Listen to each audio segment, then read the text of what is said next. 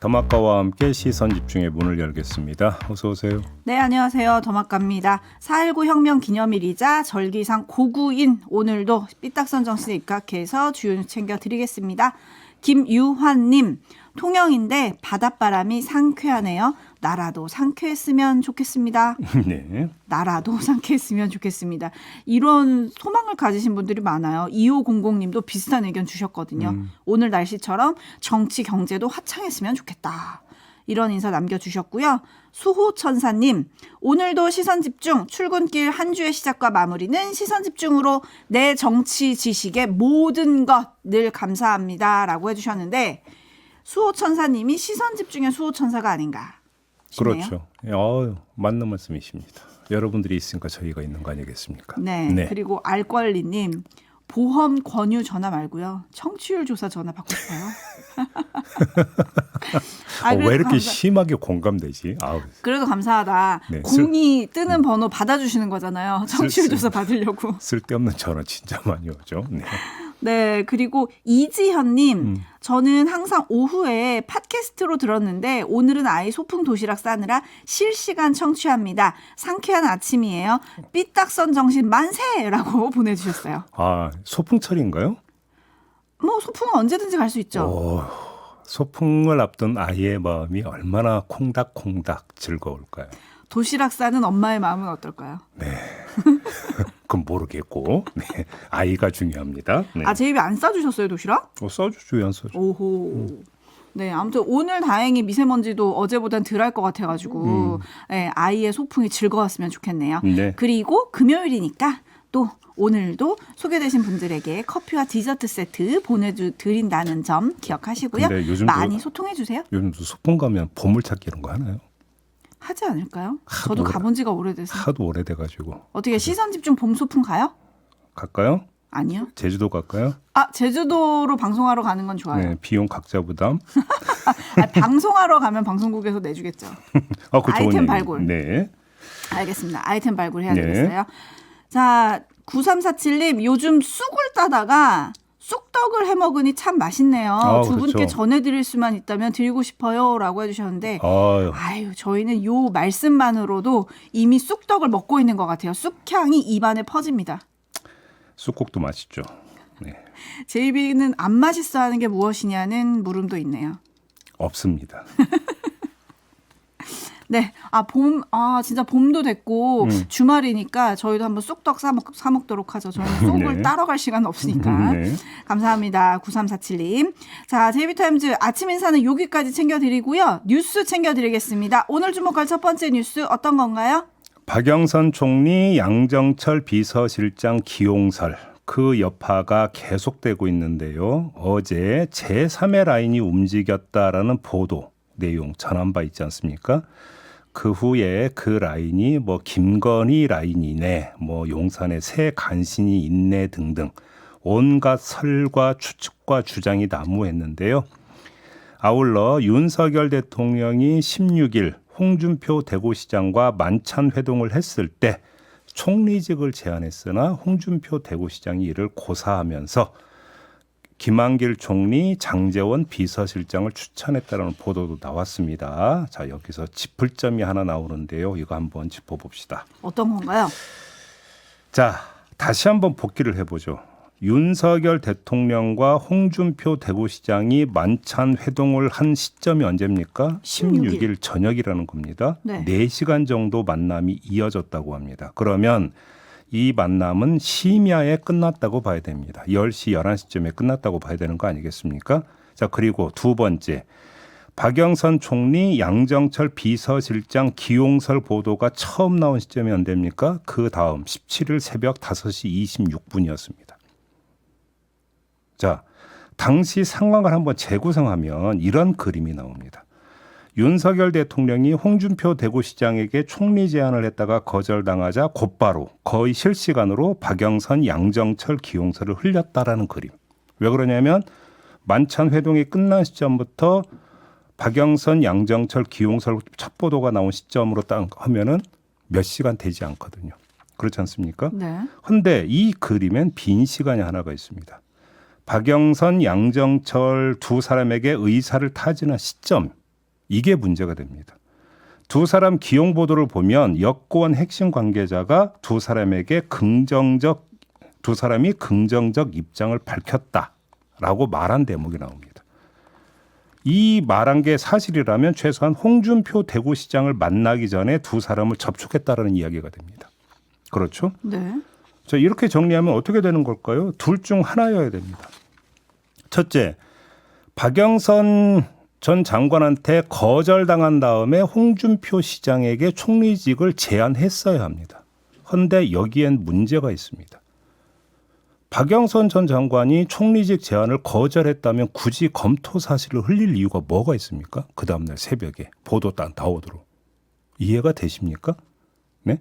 그게 아니라면 박영선 전 장관에게 제안한 적이 아예 없었고 그 다음날 새벽 보도는 그냥 떠보기용 흘리기 이렇게 이해를 하면 되는 건데 그러면 이건 도대체 목적이 뭐라는 이야기가 되는 겁니까? 납득이 되십니까? 상식적으로 납득이 안 됩니다.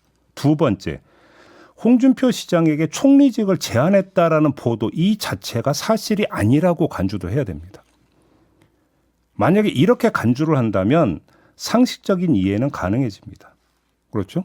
애당초 홍준표 시장을 만난 건 총리직 제안하려고 만난 게 아니라 다른 것 때문에 만났고 박영선 전 장관에게 총리직 제안한 건 별도 트랙으로 따로 움직이고 있었다. 이렇게 이해를 하면 상식적으로는 납득이 됩니다.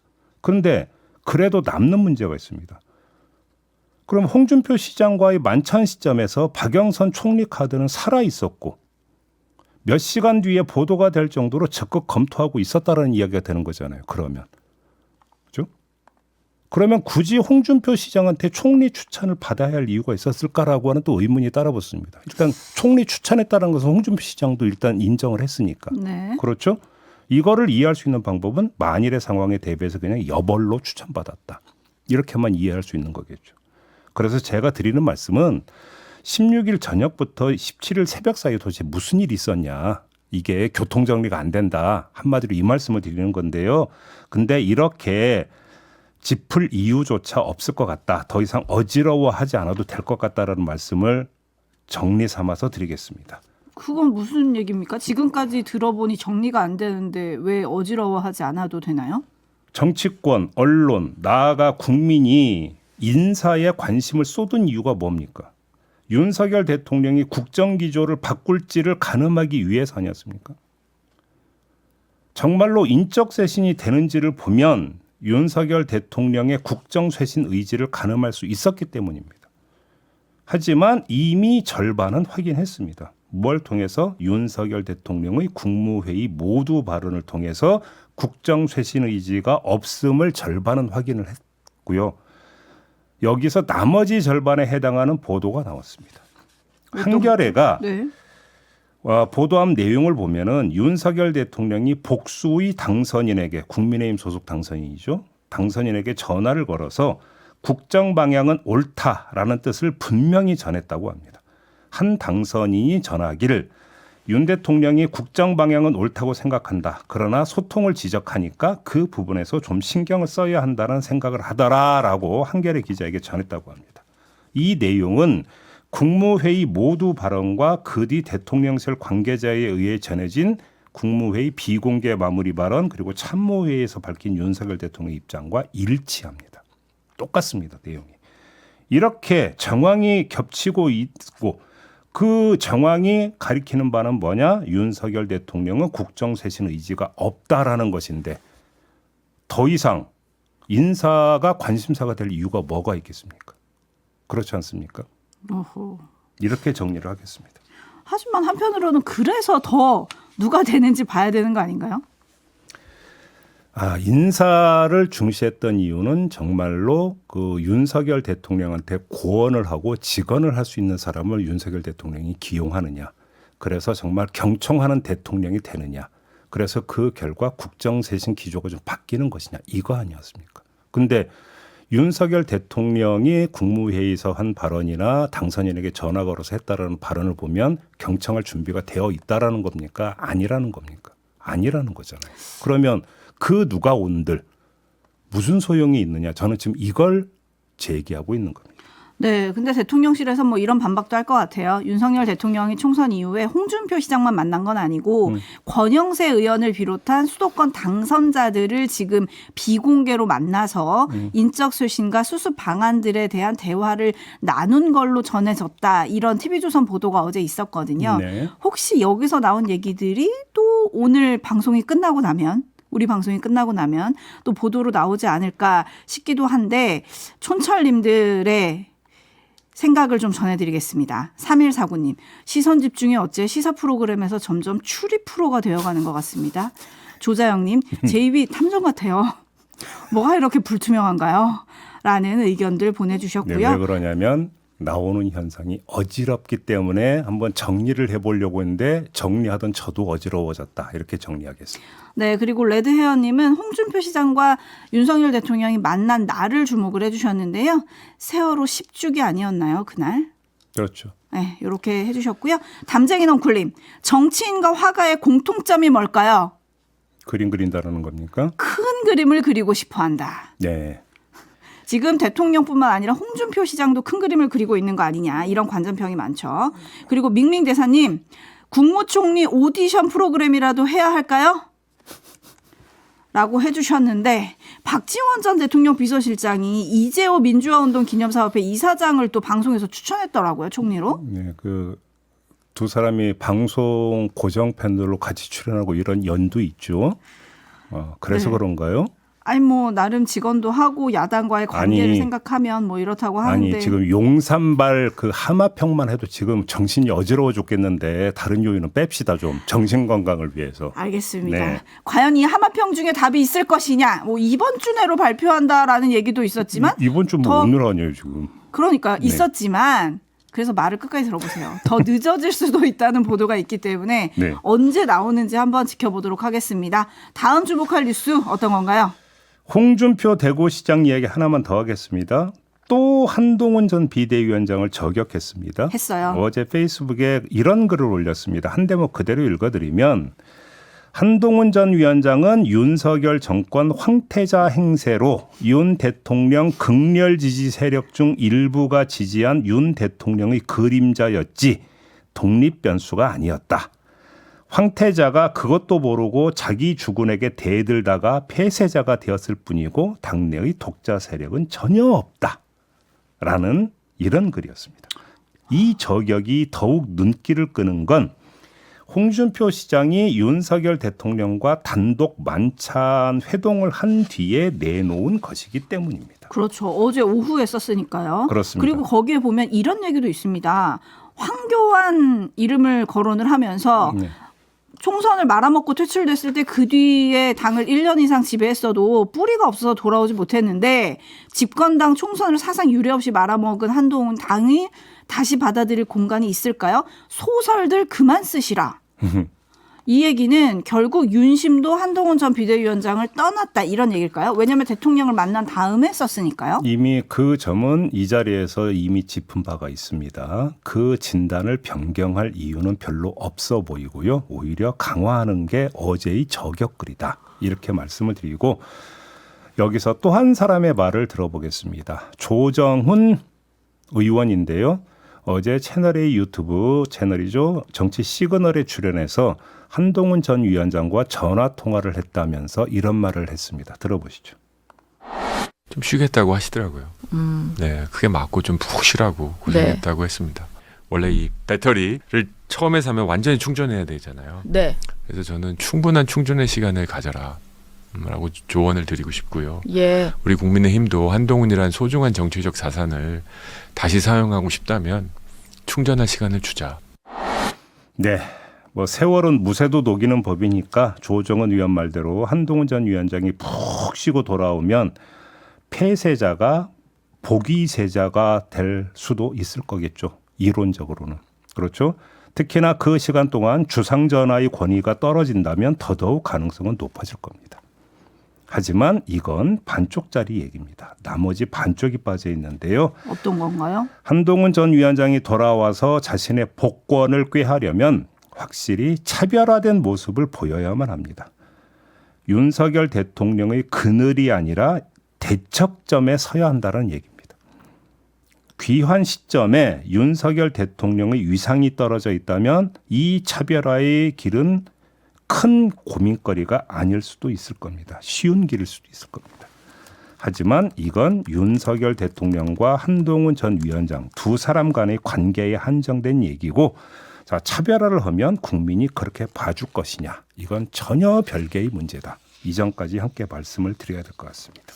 시간이 약이다 이런 말이 있는데 이게 여기서 통할지 좀 궁금하고요. 네. 이지연 님이 홍준표 시장은 혼자 왕이 다툼을 시작한 것 같습니다 라고 해주셨고, 네. 우리 단골촌철 님이신데 임금님교의 캔디님은 홍준표 시장도 시선 집중 패널에 어울리는 것 같아요. 나무꾼 정신이 투철합니다. 저희 JB타임즈가 자랑하는 정신이 삐딱선 정신과 나무꾼 정신이었잖아요. 그렇습니다. 네, 거기에 투철하다는 얘기를 해주셨고, 여기에 나무꾼 정신을 갖다 대는 게 맞는 건가? 한 명만 계속 집중하니까요. 네. 근데 저는 약간 홍준표 시장의 페북 글을 보면서 궁금한 게 생겼습니다. 패배 원인을 지금 한동훈 전 비대위원장에게 오롯이 지금 지적을 하고 있는 거잖아요. 네. 한마디로 하면 너 때문에 졌어 이렇게 지금 얘기를 하고 있는 건데, 네. 그 여당이 총선 백서를 만든다는 거 아니겠습니까? 그렇습니다. 여기에 이제 패배 원인이 분석이 될 텐데 그럼 과연 여기에 다른 이유는 안 실릴 것인가? 백서는 홍준표 시장이 만드는 건 아니죠. 그러니까요. 거기에 그렇죠. 실리는 이유와 홍준표 시장이 말하는 이유가 좀 차이가 있다면 당은 과연 어떻게 받아들일까? 그게 좀 궁금했습니다. 네. JB타임즈 다음 주목할 뉴스는 어떤 건가요? 강원대, 경북대, 경상국립대, 충남대, 충북대, 제주대 이렇게 6개 거점 국립대학 총장들이 대학별 증원분의 50에서 100% 범위 안에서 자율적으로 2025학년도 신입생을 모집할 수 있게 해달라고 정부에 건의를 했습니다. 의대 정원 증원 문제와 관련해서 이렇게 건의를 한 건데요. 한마디로 줄여달라는 거잖아요. 줄이겠다는 게 아니라 우리가 좀 탄력적으로 조정을 하겠다. 오호. 그러니까 예를 들어서 A대학에 정부가 정원 100명을 더 늘릴 수 있게 증원을 해줬다면 네. 그러니까 100명의 50%인 50명만 그러니까 증원해도 되게 해달라. 네. 50명을 할 수도 있고 60명을 할 수도 있고 70명을 할 수도 있게 해달라. 우리에게 자율권을 달라. 네. 이런 이야기가 되는 거니까 정부가 발표한 2,000명 증원으로 안 갈 수도 있는 거죠. 그러네요. 내년에는. 자, 이에 대해서 정부 관계자가 뭐라고 이야기를 했냐면 19일 중앙사고대책본부 바로 오늘이죠. 네. 중앙사고대책본부 회의에서 한덕수 국무총리가 이 총장들의 건의를 수용하는 방침을 밝힐 가능성이 크다. 이렇게 말했습니다. 그럼 정부가 한 발짝 물러나는 겁니까? 자, 여기서 좀 몇 가지 짚을 점이 나오는데요. 자, 만약에 이게 정부가 수용을 하고 그래서 이렇게 가게 되면 어떻게 되냐면 전선이 바뀌게 됩니다. 이제 전선이 정부대 의사에서 대학 본부대 의사로 전선이 바뀌게 됩니다.